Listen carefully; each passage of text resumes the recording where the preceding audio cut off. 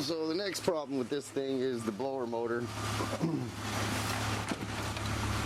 The blower motor has a control panel here, and when you turn the fan on up and down manually, you see the slider going up and down there. When you move that, it doesn't do anything to the fan. Now the fan original report was intermittent, that every once in a while it would just come on whenever it wants to and it doesn't come on when it doesn't want to. According to the TSBs, a typical thing wrong with these BMWs, this is a 2001 330i, and they're all pretty much the same underneath the dash there with their AC, their climate control and heating system, their HVAC system. So I guess what it requires is removal of the glove box and the fuse box probably, and maybe a few other things. Obviously we got to take that little shock mount right there off and this off, and they come off with a pin. If you can see it there, there's a pin right there that pulls out. Can you see it? Yeah, there it is. I got it partially pulled out. That pulls out, and of course the strap comes undone. Same thing with the shock mount over there. Let's see if we can get a better shot of that. Yeah, that's it right there. The shock mount. I don't know why they have a strap and a mount there, or a straight rod there, but it's something new on their design, or newer. I know the older ones are just straps. Anyway, after I get this out, I'll show you more. Looks like next you remove the glove box door and the box itself. This is the hinge that it pivots on. These are the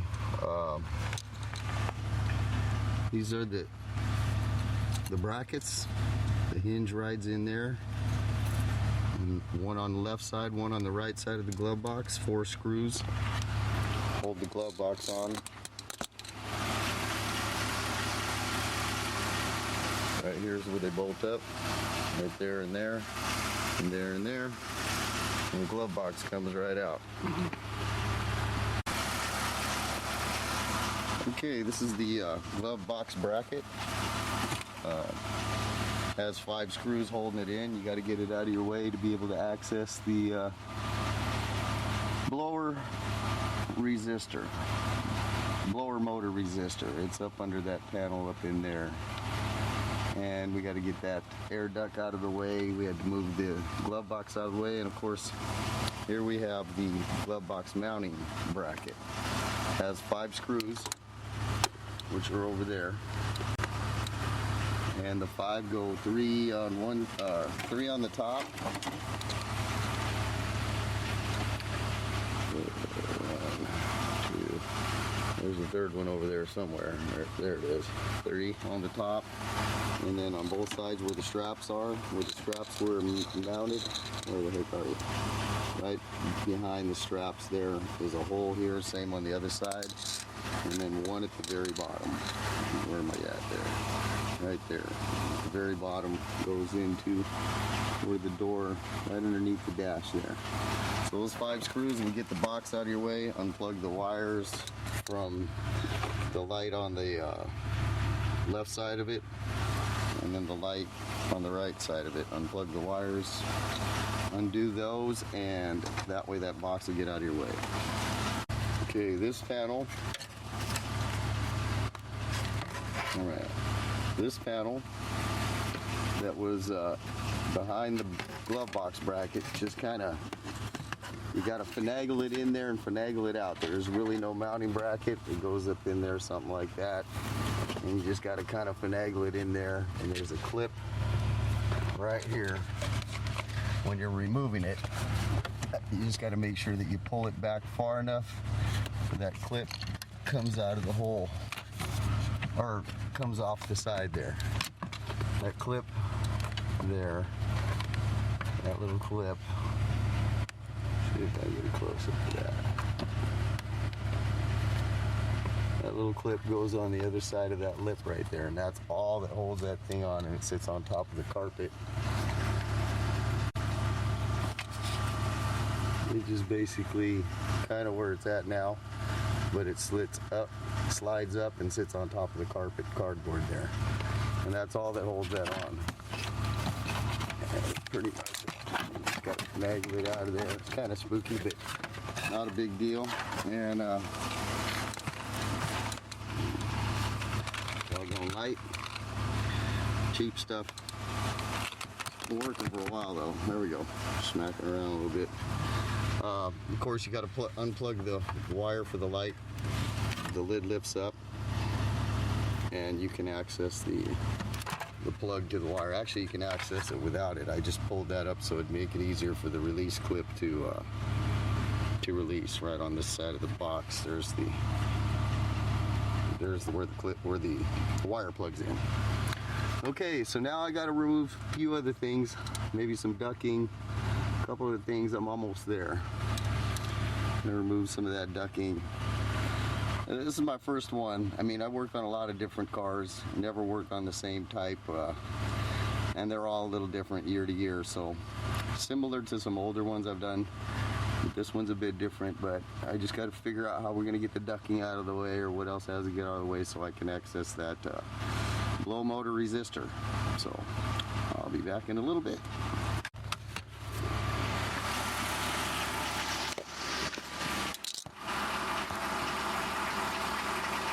Okay, after removing the torque screws for that unit, here is some sort of a heat flap. It's got a rod that hooks in right there, and that rod is right here, and it just pops out of there. And then when you're pulling it out, it also slides into that groove right there and kind of hooks into that with a little corner there. So you get that out of your way, and there's supposed to be 2 torque screws holding that in. And you can see both holes where the torque screws are supposed to be. Those are supposed to be two T20 torque screws. And of course this doesn't have them in there, but that's it. And it looks like it'll come out as soon as you depress this little plastic piece, depress it back, and it should slide right out. So that's what I'm going to attempt to do. I can't hold the camera under here and do that at the same time, and sorry about that. I don't think I can get a cameraman in here to run it for me either, so I'm going to have to pause this, and I'll be right back.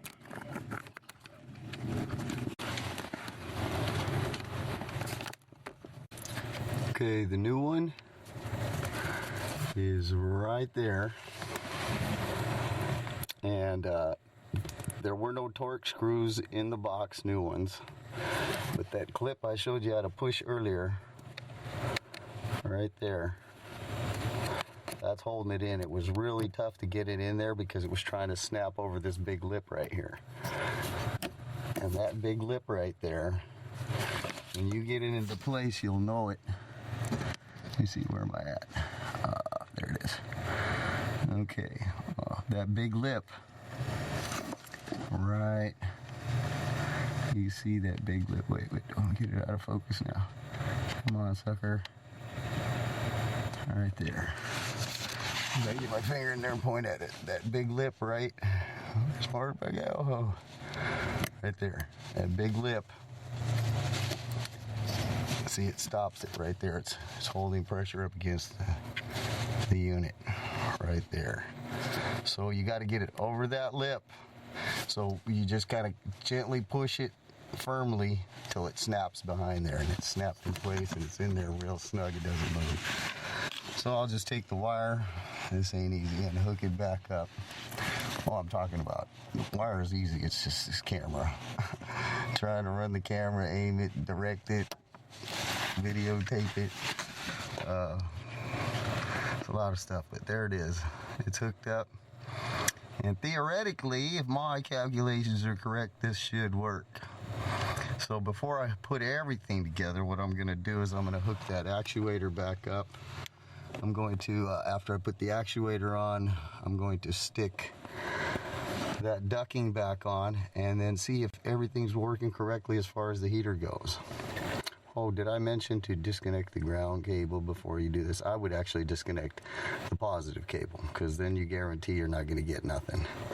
Because if you just disconnect the ground cable and there's a power wire still connected and you touch it to a ground, you're still going to get a zap. So I make it a good rule to just disconnect the positive cable.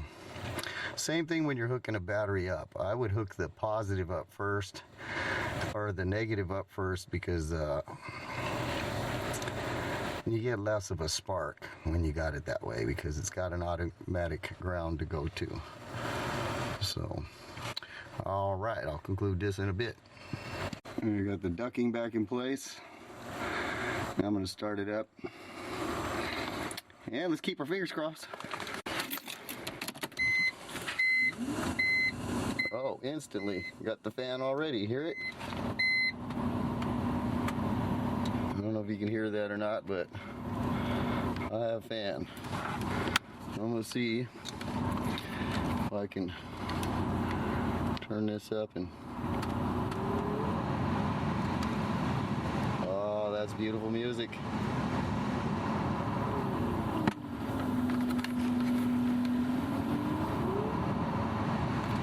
Beautiful.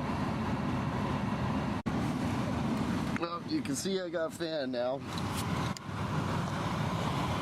Going real good here. Oh, they're going to be happy with that. Of course, it's springtime now. We only got a few days left of cold, but doesn't matter. They'll need it for their AC. It's same resistor, same blower motor.